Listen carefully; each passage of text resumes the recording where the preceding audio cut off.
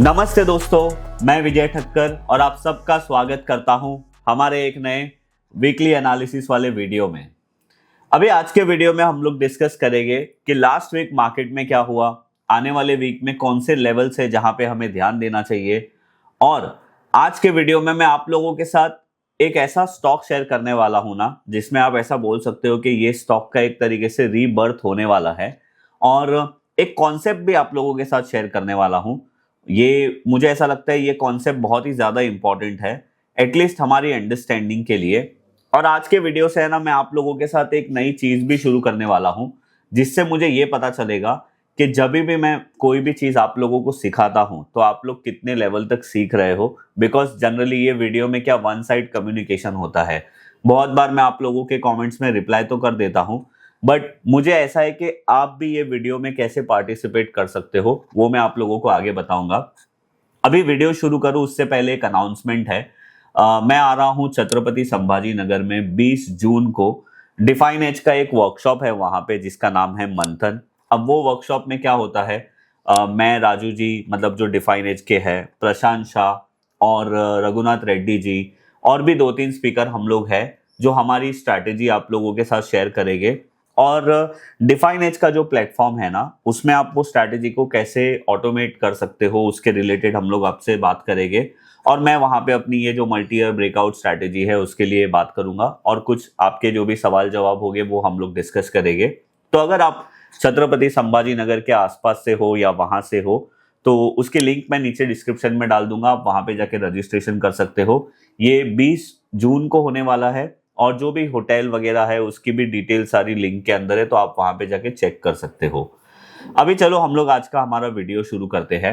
देखो, last week हम लोग ने देखा कि हमारी जो शुरुआत है वो तो एक बड़े, मतलब ज्यादा भी बड़े नहीं, बट एक गैप डाउन से हुई। और जो लास्ट वीक का एंड है हमारा फ्राइडे, वो गैप अप से हुआ। बट लास्ट वीक में बहुत सारा ड्रामा हम लोग ने देखा। और ये जो इजराइल और ईरान और जो यूएस की जो वॉर चल रही है उसके रिलेटेड भी बहुत सारी बातें आ रही थी। बट फाइनली फ्राइडे को मैंने, मेरे ख्याल से 1:30 पे या 1:29 पे मैंने ये न्यूज़ देखा कि ईरान भी कंफर्म कर रहा है कि भाई हमारी और जो यूएस की डील है वो कंफर्म है। बट उसके बाद ये सारी न्यूज़ें आई कि जो ये न्यूज़ है वो सिर्फ ईरान के मीडिया चैनल पे चल रही है, उसकी कोई भी ऑफिशियल से अभी तक ये कंफर्म नहीं हुआ है। But after 1:30 because of this news market में एक पॉजिटिव सेंटिमेंट आया और मार्केट अच्छा खासा हाई के पास बंद हुआ। तो देखो, एज पर फ्राइडे क्लोजिंग मुझे लग रहा है मार्केट अभी सारी चीजें ठीक हो गई और हम लोग चार्ट में भी देखेंगे। बट ये सारी चीजें लास्ट वीक में हुई। एक काम करते हैं, हम लोग चार्ट में ही जाते हैं डायरेक्ट और डिस्कस करते हैं। तो देखो, ये निफ्टी का मंथली टाइम फ्रेम का चार्ट है और हम लोग ने पिछले 3-4 हफ्तों से यही बात कर रहे थे कि ये जो मंथली कैंडल है मार्च का, उसका हाई और उसका लो हमारे लिए बहुत ज़्यादा इंपॉर्टेंट है। फिर अप्रैल में एक हमने थोड़ा बहुत पुल बैक देखा मार्केट में, अपसाइड मार्केट गया था। बट अगेन मई में और जून महीने में मार्केट में कुछ खास नहीं हो रहा था। अभी हम लोग वीकली टाइम फ्रेम पे आते हैं, वीकली से पहला डेली टाइम फ्रेम पे जाते हैं। अब अगर आपको याद होगा ना, तो मैंने लास्ट और वीडियो में और भी पहले वाले वीडियो में मैंने ये लेवल को मार्क किया था। बिकॉज यहाँ पे अगर आप ध्यान दोगे तो एक गैप अप हुआ था। और ये गैप अप कब हुआ था आपको याद है? सेवेंथ को मार्केट अच्छा खासा ऊपर आया था। उसके बाद 7th के बाद जब हमारा मार्केट बंद हुआ था तो पहली बार यूएस और ईरान के लिए जो सीज फायर की न्यूज़ है ना, वो पहली बार हमारे मार्केट में आई थी। उसके वजह से नेक्स्ट डे हमारा मार्केट अच्छा खासा ऊपर खुला था, ऑलमोस्ट 900 पॉइंट ऊपर गया था। बट बाद में वापस से कॉन्फ्लिक्ट बढ़ते गया और वही चीज़ें कि ईरान कंफर्म नहीं कर रहा है, यूएस कंफर्म कर रहा है और सब कुछ खराब ही हो रहा था। उसके बाद मार्केट नीचे आ रहा था। पर आप देखो, ये जो गैप अप हुआ था ना कहीं मार्केट वहां पे ही सपोर्ट ले रहा था पिछले 1-2 हफ्तों से।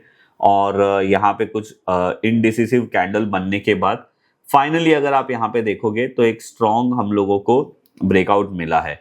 अब अगर आप नोटिस करोगे ना, यहाँ पे एक छोटा डबल बॉटम बना है जिसका हाई भी ये था। तो मार्केट ने एक तरीके से ये लेवल को ब्रेक कर दिया, विच इज 23,425। अभी अगर हमारा नेक्स्ट रेजिस्टेंस हम लोग देखें तो 24,089 बनता है। और उसके बाद जो रेजिस्टेंस बनता है वो सिंपली हमारा, अगर हम वीकली टाइम फ्रेम में जाए तो यही बनेगा मोस्टली। एक तो ये बनेगा जो पहला हमारा स्विंग लो था 24,337, और फाइनली बाद में ये जो मार्च मंथ के कैंडल का हाई था 24,989। अभी हमारे लिए अगर हम लोग वापस से समझो ये जो डबल बॉटम जैसा पैटर्न यहाँ पे बना है, अगर हमने ये लेवल को ब्रेक कर दिया तो फिर हम लोग 22,200 300 लेवल्स के पास जाते हुए देख सकते हैं। बट जिस तरीके से फ्राइडे का क्लोजिंग हुआ है, मुझे ऐसा लग नहीं रहा है कि मार्केट में कुछ ज्यादा खराब हो सकता है। तो खैर ये था हमारा निफ्टी का एनालिसिस। बैंक निफ्टी में अगर आप देखोगे तो मैंने आप लोगों को लास्ट वीक में भी बोला था कि compare to Nifty bank Nifty अभी भी स्ट्रांग है। और आप देखो लास्ट वीक में बैंक निफ्टी ऑलमोस्ट 4% से भी ज्यादा चली, 2300 पॉइंट। और बैंक निफ्टी में भी अगर हम लोग मंथली टाइम फ्रेम में जाते हैं तो जो इम्पोर्टेंट रेजिस्टेंस है वो मार्च मंथ के कैंडल का हाई रहेगा विच इज 60,177, और एक तरीके से जो अप्रैल मंथ का हाई है 57,456, वो भी हमारे लिए एक इम्पॉर्टेंट रेजिस्टेंस की तरीके से काम करेगा। तो खैर ये था हमारा इंडेक्स का एनालिसिस। अभी एक बार हम लोग सारे सेक्टर्स को भी देख लेते हैं कि कौन से सेक्टर्स ने लास्ट वीक में परफॉर्म किया था। तो आप यहाँ पे देखो सारे सेक्टर्स में से लास्ट वीक में अगर आप देखोगे ना तो टॉप 5 सेक्टर में आपको मोस्टली बैंक ही दिखेगा। ये देखो निफ्टी प्राइवेट बैंक है, फिर निफ्टी बैंक है, फिर फाइनेंशियल सर्विसेज, फिर पीएसयू बैंक, फिर फाइनेंशियल सर्विसेज 25-50 वाला सेक्टर। और मोस्टली अगर आप 7-8 नंबर तक भी जाओगे तो आपको रिलेटेड टू बैंकिंग सेक्टर ही दिखेगा। तो ये एक बात है कि जो आरबीआई की तरफ से पॉजिटिव स्टेप्स लिए गए हैं उसके वजह से भी एक बैंकिंग में पॉजिटिव आया है, और जो ये ईरान का कॉन्फ्लिक्ट था उसके वजह से भी मार्केट में पॉजिटिव न्यूज़ आया है।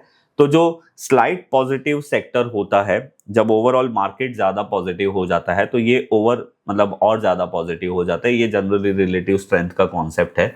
और अगर हम लोग लास्ट मंथ की बात करें तो again private bank, media bank, mid and small cap IT, PSU bank, तो आप यहाँ पे भी देखो बैंकिंग रिलेटेड स्टॉक्स जो है वो ज्यादा है। और जो स्टॉक की आज मैं बात करने वाला हूं ना वो भी एक बैंक से ही है। तो ये भी एक अच्छी बात है कि जो सेक्टर चल रहा है उसके रिलेटेड ही हम लोग बात करने वाले हैं।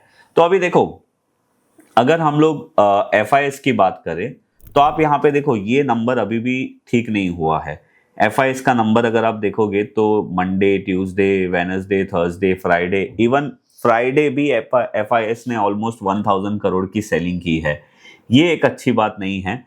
जब तक एफआईएस के नंबर पॉजिटिव नहीं होंगे ना हमारे लिए ज़्यादा अच्छा नहीं होने वाला है, मार्केट थोड़ा टफ रहेगा। डॉलर इंडेक्स की बात करें तो 99.80 डॉलर के आसपास है। इंडिया विक्स 14.71 है, ये घट गया, अच्छी बात है हमारे लिए। ब्रेंट क्रूड जो है वो 86.79 डॉलर के आसपास आ रहा है। और इसके ऊपर मैं आप लोगों का सिर्फ 1 मिनट लूंगा समझाने का।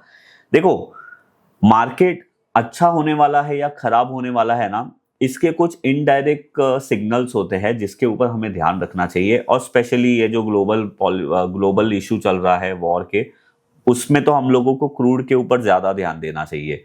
अब देखो यहाँ पे मैं आप लोगों को क्या समझाने की कोशिश कर रहा हूं, जब वॉर बढ़ गई थी तब क्रूड ने देखो $70 के आसपास से सीधा अगर आप देखोगे यहाँ पे ऊपर में ऑलमोस्ट $120 तक गया था।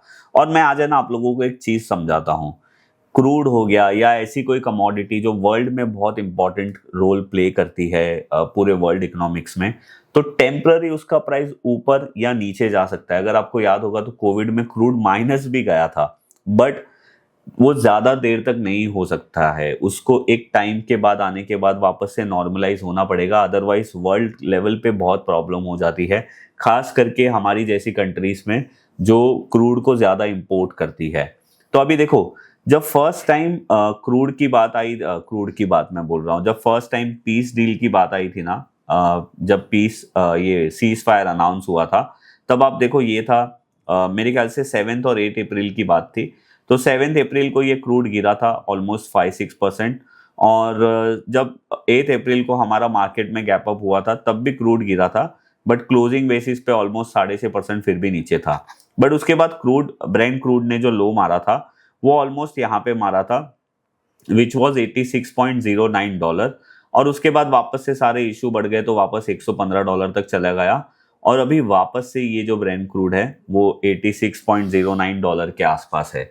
अब देखो यहाँ पे पहली बार सीज फायर की न्यूज में ये लो बना था, और अगर वापस से वही लो के पास हम लोग आ रहे हैं तो मेरे हिसाब से अगेन ये एक पॉजिटिव चीज है। अगर हम ये ब्रेंट क्रूड का मतलब हम नहीं, ब्रेंट क्रूड अगर ये लो ब्रेक कर देगा तो मार्केट के लिए पॉजिटिव रहेगा, बिकॉज ये इसके वजह से हमारे जैसी कंट्रीज पे ज्यादा प्रॉब्लम होती है। तो ये एक चीज मुझे आप लोगों को समझानी थी, मैंने आप लोगों को बता दी। अभी जो यूएसडी आईएनआर है वो 95.10 के आसपास चल रहा है। अभी भी हमारा रुपया वीक ही है, बट पिछले कुछ हफ्तों से यही रेंज में जो यूएसडी आईएनआर है उसका प्राइस चल रहा है। देखो ये पूरा एनालिसिस मैंने आप लोगों को बताया कि ओवरऑल पहले हम लोग जब भी वीकली एनालिसिस करते हैं या मंथली एनालिसिस करते हैं तो मार्केट के ऊपर हमारा ध्यान होना चाहिए। अभी आज का जो स्टॉक है ना वो है तो बैंकिंग सेक्टर के रिलेटेड, बट उसको बताने से पहले मैं आप लोगों को ये बता दूं कि जब भी मैं बोलता हूं कि किसी स्टॉक का रीबर्थ होता है उसका मतलब क्या है। तो देखो अभी मैं आप लोगों के साथ है ना एक एग्जांपल शेयर करता हूं, बस मैं ये चीज आप लोगों को अच्छे से समझाना चाहता हूं, तो थोड़ा टाइम लूंगा, बट आप अगर ये चीज समझ जाओगे तो आप लोगों को भी अच्छा लगेगा, कुछ नई लर्निंग मिलेगी आप लोगों को यहाँ पे। तो देखो मैं ज्यादातर है ना मल्टी ईयर ब्रेकआउट्स वाले स्टॉक्स में ट्रेड करता हूं और इन्वेस्टमेंट करता हूं, और मल्टी ईयर ब्रेकआउट स्टॉक्स के रिलेटेड ही बहुत अच्छा काम होता है अगर मार्केट में अच्छा मोमेंटम आता है तो आप देखो मेरा कॉन्सेप्ट क्या है कि अगर कोई भी स्टॉक, जैसे ये स्टॉक 2017 में, अभी इसका नाम से कोई लेना देना नहीं है, this is just for example, 2017 में इसका हाई बना था 900 में, और फिर 2022 में इसने अपना हाई ब्रेक किया, करेक्ट। तो मैं ये मेथड को फॉलो करता हूं, उसके बाद अपना रेंज कैलकुलेशन है, और उसके बाद अगर उसके अंदर ट्रिगर होता है तो कंपनी बहुत अच्छा काम करती है। तो देखो ये जो सेकंड ब्लैक लाइन दिख रही है ना वो रेंज कैलकुलेशन का टारगेट था, बट ये कंपनी ने फंडामेंटली बहुत अच्छा किया। तो ये कंपनी ब्रेकआउट करी थी ऑलमोस्ट 2022 में, और ये नॉन स्टॉप जनवरी 2025 तक चली, मतलब ऑलमोस्ट 900 वाली कंपनी 11,000 हो गई थी। तो ये एक जस्ट एग्जाम्पल है, बट मैं आप लोगों को बता रहा हूं ये कॉन्सेप्ट क्या है, मल्टी ईयर ब्रेकआउट का कॉन्सेप्ट क्या है। अगर समझो किसी स्टॉक को 5x और 10x होना है तो पहले वो 2x तो होगा ना, या 1x तो होगा, उसके बाद ही 5x 10x होगा। ऐसे ही तो डायरेक्ट नहीं है ना कि दूसरे दिन आप उठे और वो सीधा 10x हो गया, ऐसे नहीं होता है। तो वो जनरली 52 वीक हाई मारेगा या फिर ऑल टाइम हाई मारेगा। ऐसे टाइम पे अगर ऐसा मल्टी ईयर ब्रेकआउट होता है तो हम लोगों को एक सिग्नल मिलता है कि भाई ये स्टॉक में वो कैरेक्टरिस्टिक्स है जो मल्टी बैगर स्टॉक्स में होता है। अभी हर मल्टी ईयर ब्रेकआउट वाले स्टॉक्स मल्टी बैगर नहीं बनते हैं, वो भी चीज आप ध्यान में रखो। उसके लिए दोनों ट्रिगर की जरूरत होती है, जिसे मैं डबल इंजन बोलता हूं। अभी मल्टी ईयर ब्रेकआउट वगैरह क्या होता है उसके रिलेटेड मैंने पूरा डिटेल में एक कोर्स बनाया है, अगर आपको उसके बारे में जानना है तो उसके लिंक मैं नीचे डिस्क्रिप्शन में डाल दूंगा, आप वहां पे जाके चेक कर सकते हो।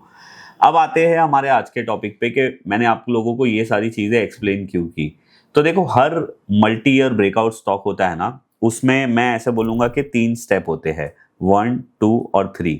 पहला स्टेप क्या होता है, वहां पे बेस बनता है, उसके बाद एक रिवर्सल ब्रेकआउट होता है, और लास्ट में होता है मल्टी ईयर ब्रेकआउट। तो आप ये 3 स्टेप समझो, मैं इसको थोड़ा सा बड़ा कर देता हूं। पहले बेस बनता है, फिर रिवर्सल ब्रेकआउट होता है, और फिर मल्टी ईयर ब्रेकआउट होता है। तो मैं जनरली ऐसे सोचता था कि अगर मैं किसी भी स्टॉक को मल्टी ईयर ब्रेकआउट होने से पहले ही रिवर्सल ब्रेकआउट में अगर आइडेंटिफाई कर लूं तो कितना फायदा होगा, राइट। तो आप देखो अगर अपार इंडस्ट्री की बात करें तो इसका एक तरीके से आप ऐसे बोल सकते हो ना कि बेस बनने के बाद यहाँ पे ब्रेकआउट हुआ था 2021 में, ऑलमोस्ट 1 साल का बेस बना, और फिर यहाँ पे ब्रेकआउट हुआ था। और वो ब्रेकआउट में अगर आप देखोगे कैंडल भी स्ट्रांग था और वॉल्यूम भी स्ट्रांग था। उसके बाद अगर आप यहाँ पे देखोगे तो कहीं ना कहीं इसका यहाँ पे रिवर्सल ब्रेकआउट हुआ था। तो ऐसा जरूरी नहीं है कि हर बेस ब्रेकआउट और हर रिवर्सल ब्रेकआउट बहुत ज्यादा क्लियर हो। अभी मैं आपको एक एग्जाम्पल और दिखाता हूँ, ये टाटा पावर का चार्ट है, और टाटा पावर का एग्जाम्पल मैं आप लोगों को समझा रहा हूँ। 2008 में हाई बना था 159 का, उसके बाद ये स्टॉक कंटिन्यूसली नीचे जा रहा था, बट इसने 2020 नवंबर मंथ में ब्रेकआउट किया। बट वो ब्रेकआउट के टाइम पे आप यहाँ पे देखो, मैं वीकली टाइम फ्रेम पे समझाता हूँ क्योंकि वहाँ पे जो पैटर्न है वो बहुत इजीली हम लोगों को दिख रही है। तो आप यहाँ पे देखो वीकली टाइम फ्रेम पे टाटा पावर में बहुत सालों के बाद यहाँ पे एक बेस बना और एक रिवर्सल ब्रेकआउट हुआ जिसको हम लोग inverse head and shoulder breakout बोलते हैं। और देखो वो हुआ था नवंबर 2020 में। और अगर वो टाइम पे आप वॉल्यूम देखोगे तो वॉल्यूम भी बहुत ज़्यादा हुए। मतलब आप सोचो, ये स्टॉक का ऑल टाइम हाई ब्रेकआउट था 160 का, पर इसने रिवर्सल के साइड में ही इसने साइंस बताना चालू कर दिया था कि ये स्टॉक में कुछ बदल रहा है। उसके बाद बहुत सारे रेजिस्टेंस थे, फिर वापस से इसने 160 का भी ब्रेकआउट किया, फिर ये ऑलमोस्ट 300 रुपए तक गया था, वापस से मार्केट करेक्ट हुआ तो ये नीचे आया और वापस से ये स्टॉक 500 रुपए तक गया और अभी समवेयर अराउंड 400 के आसपास ट्रेड कर रहा है। तो मैं आप लोगों को ये बता रहा हूं किसी की भी स्टॉक की जर्नी कैसे स्टार्ट होती है। जो 3 स्टेप मैंने आप लोगों को बताया, बेस बनता है, रिवर्सल ब्रेकआउट होता है और फिर वो स्टॉक का मल्टी ईयर ब्रेकआउट होता है। एक लास्ट एग्जांपल बता देता हूं, वोकार्ड फार्मा। वोकार्ड फार्मा में भी आप देखो, अगर 2013 में उसका हाई बना था, उसके बाद यहाँ पे भी अगर आप देखोगे ना, वोकार्ड फार्मा में भी एक रिवर्सल ब्रेकआउट हुआ था विथ हाई वॉल्यूम और गुड प्राइस। उसके बाद ये स्टॉक 300 रुपए वाला नॉन स्टॉप 1800 1900 तक गया था और रिसेंटली वापस से वोकार्ड ने अपना ऑल टाइम हाई ब्रेक किया, आप यहाँ पे देख सकते हो। सो बेसिकली ऐसे सारे स्टॉक्स को मैं बोलता हूँ रीबर्थ। किसी स्टॉक का अगेन रीबर्थ हो रहा है और ये रीबर्थ वाले स्टॉक का एक आप लोगों को डिसएडवांटेज दे देता हूँ, ये इसमें फेलियर ज्यादा होता है। क्यों फेलियर ज्यादा होता है? बिकॉज ये नीचे से रिवर्स होते हैं, नीचे से रिवर्स होते हैं और इनको ऊपर जाना होता है। बट जो प्रीवियस रेजिस्टेंस होते हैं ना, जैसे 1 2 3 4 5 और फिर उसका ऑल टाइम हाई, हर लेवल पे इसमें सेलिंग होती है क्योंकि ये स्टॉक इतने सालों से खराब ही था, है ना। तो ये कॉन्सेप्ट आप लोगों को अंडरस्टैंडिंग होनी चाहिए कि अगर आप ऐसे रिवर्सल ब्रेकआउट वाले या ऐसे रीबर्थ वाले स्टॉक ढूंढते हो और उसमें ट्रेड करते हो तो 10 में से 6 फेल हो गए, 7 भी फेल हो गए अगर मार्केट कंडीशन खराब है तो। बट जो पास हो गए वो इतने अच्छे पास हो गए कि आपको बहुत मल्टीफोल्ड रिटर्न दे सकते हैं। मतलब वो आपके पोर्टफोलियो में बहुत ज्यादा इम्पैक्ट ला सकते हैं। तो अभी ये सारी चीज मैंने आप लोगों को क्यों समझाई, बिकॉज जो मैं अभी आप लोगों को स्टॉक बताने वाला हूं, मुझे ऐसा लग रहा है कि वो भी रीबर्थ हो रहा है। और अभी मैंने आप लोगों को इतना सारा समझा दिया, तो अभी आप ही मुझे बताओ, ये बंधन बैंक का चार्ट है और बंधन बैंक का आईपीओ आया था 2018 में। उसके बाद ये स्टॉक हाई मारा था 2018 में। 2018 में इसने हाई मारा था 740 का और 2018 में ही इसका आईपीओ आया था। बट उसके बाद 742 के बाद ये स्टॉक कभी भी ऊपर नहीं गया। हर बार अगर आप ये स्टॉक का ट्रेंड देखोगे ना लॉन्गर टाइम फ्रेम में, वैसे डेली टाइम फ्रेम में ऊपर नीचे ट्रेंड बदला होगा बहुत बार, बट लॉन्ग टर्म के चार्ट में इसका ट्रेंड मेजरली डाउन ही था। और अभी देखो यहाँ पे क्या चेंज हो रहा है वो चीज समझने वाली है। एक बॉटम यहाँ पे बना स्विंग लो का, उसके बाद वापस से एक बॉटम बना जनवरी 2026 में, वो भी ऑलमोस्ट, इसको हम लोग डबल बॉटम तो नहीं बोलेंगे बट आप एक तरीके से बोल सकते हो कि जो फरवरी 2025 में बॉटम बना था वो 128 का था और जो दिसंबर में बॉटम बना वो था 134 के आसपास का। बट ये इक्वली सेम ही है, ऑलमोस्ट सेम है। और जो रीसेंट स्विंग हाई था वो 189 का था। अब आप यहाँ पे देखो ये स्टॉक में हुआ क्या है। कभी भी ये स्टॉक ने अपना प्रीवियस हाई ब्रेक नहीं किया था लॉन्ग टर्म के चार्ट में। पहली बार ये स्टॉक ने यहाँ पे एक बहुत बड़े स्ट्रॉन्ग कैंडल से ब्रेकआउट किया है। और अगर आप वॉल्यूम कैंडल लगाते हो तो आप यहाँ पे देखो ये स्टॉक में वॉल्यूम भी बहुत अच्छा हुआ है। इवन अगर आप वॉल्यूम बार भी लगाते हो तो आप यहाँ पे देख सकते हो। तो ये एक पॉजिटिव चीज ये स्टॉक में हुई है। दूसरी पॉजिटिव चीज मुझे क्या लगी यहाँ पे, अभी रिसेंटली मार्केट पिछले 2 महीने से कुछ खास नहीं मार्केट परफॉर्म कर रहा था, पर ये स्टॉक देखो आप पिछले 2 महीने से एक डाउन साइड में कंसोलिडेट ही कर, मतलब ब्रेकआउट के बाद कंसोलिडेट कर रहा था। और जब मार्केट ठीक हुआ तो वापस से ये स्टॉक थोड़ा बहुत ऊपर जाना शुरू किया है। अब ये स्टॉक में प्रॉब्लम क्या है, जो मैंने आप लोगों को बोला रीबर्थ वाले में प्रॉब्लम होती है। अब इसका एक रेजिस्टेंस आप यहाँ पे देखो, इसका एक रेजिस्टेंस 222 पे है, उसके बाद दूसरा स्विंग हाई है 272 पे, उसके बाद और एक स्विंग हाई है इसका 349 पे, फिर और एक स्विंग हाई है इसका 427 पे, फिर और एक स्विंग हाई है इसका 622 या 618 पे, और उसके बाद ऑल टाइम हाई है। तो ये स्टॉक को रीबर्थ, अगर ये स्टॉक सच पे हुआ है तो इसको सिर्फ टेक्निकल बेसिस पे नहीं होना पड़ेगा, फंडामेंटल बेसिस पे भी इसको अच्छा होना पड़ेगा, जिसके कारण ये डबल इंजन का स्टॉक बनेगा और फिर ये ऊपर जाएगा। और हाँ, ये स्टॉक फेल कब होगा, हम ऐसे कब बोलेंगे कि ये स्टॉक फेल हो गया?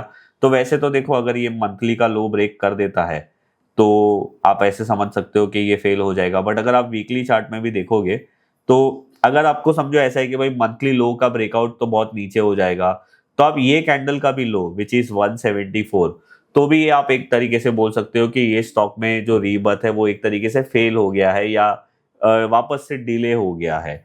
तो ये चीज मुझे आप लोगों को समझानी थी, एंड आई होप आप लोगों को मैंने अच्छी तरीके से समझाई है। मैं है ना जनरली हमारे चैनल पे एक संडे को वीडियो पोस्ट करता हूँ और एक वेडनेसडे को पोस्ट करता हूँ सुबह 8 बजे। मैंने रिसेंटली एक वेडनेसडे वाले वीडियो में बंधन बैंक के बारे में डिस्कस भी किया था, तो अगर आपने वो नहीं देखा है तो वो वीडियो की लिंक यहाँ पे डाल दूंगा, आप जाके डिटेल में देख लेना। तो बस ये था हमारा आज का ये वीडियो। आई होप आप लोगों को अच्छा लगा होगा। अगर आप लोगों को हमारी SEBI registered research analyst service के बारे में ज्यादा जानना है तो उसके भी लिंक मैं नीचे डिस्क्रिप्शन में डाल दूंगा, आप जाके वहां पे चेकआउट कर सकते हो। और अगर आप संभाजी नगर के आसपास से हो, छत्रपति संभाजी नगर के आसपास से हो, तो 20 जून को आप मुझसे मिल सकते हो, उसकी लिंक मैं नीचे डिस्क्रिप्शन में डाल दूंगा। पूरे एक दिन का वर्कशॉप होगा। आई एम वेरी कॉन्फिडेंट कि आप लोगों का पैसा वेस्ट नहीं होगा, वहां पे आप कुछ अच्छा ही सीखोगे। और मेरे से भी अच्छे अच्छे लोग आ रहे हैं वहां पे, तो आप वहां पे और भी कुछ नया सीखोगे। तो बस ये था हमारा आज का ये वीडियो। थोड़ा बड़ा बन गया है वीडियो, बट मैंने सोचा आप लोगों को कॉन्सेप्ट प्रॉपर समझाऊं, कंपेयर टू स्टॉक का क्या है क्या नहीं है। अगर आप ये कॉन्सेप्ट अच्छे से समझ जाओगे तो आप आगे जाने के बाद बहुत सारी चीज कर सकते हो। और हाँ, अभी जो मैंने आपको स्टार्टिंग में बोला था कि एक नई चीज में शुरू कर रहा हूं, तो मेरे लिए ये स्टॉक ये वीक का एक तरीके से स्टार स्टॉक आप बोल सकते हो मेरे लिए था। अभी आप लोगों को ये कमेंट करना है कि आप लोगों के लिए लास्ट वीक के हिसाब से कौन सा स्टॉक एक तरीके से आप बोल सकते हो कि स्टार ऑफ द वीक है। तो आप नीचे कमेंट करिए, और जो अच्छा होगा उसका चार्ट मैं भी देखूंगा। कोई कोई बार मैं मिस कर जाता हूँ कुछ देखना, तो आप लोगों की वजह से मैं वो भी देख लूंगा। तो आप लोग नीचे कमेंट करिए कि कौन सा stock star of the week आप लोगों के हिसाब से है। मेरे हिसाब से बंधन बैंक है, आप लोगों के हिसाब से क्या है नीचे कमेंट करिए, हम लोग उसका चार्ट देखेंगे। और ये एक्टिविटी करने से क्या होगा ना, जितने भी लोग कमेंट करते हैं सब एक दूसरों का कमेंट पढ़ सकते हैं, और किसी ने अगर वो स्टॉक नहीं देखा है तो बिकॉज ऑफ कोई सही आदमी ने कमेंट किया तो एक दूसरे लोग चार्ट देख सकते हैं। तो बस ये था मेरा आज का ये वीडियो। आप लोगों को पसंद आया है तो लाइक जरूर करिए। आप लोगों को अगर ये वीडियो में कुछ नई चीज सीखने मिली है तो आप अपने फ्रेंड के साथ शेयर जरूर करिए। मैं मिलूंगा आप लोगों को ऐसे ही कोई नेक्स्ट वीडियो में, तब तक के लिए बाय बाय।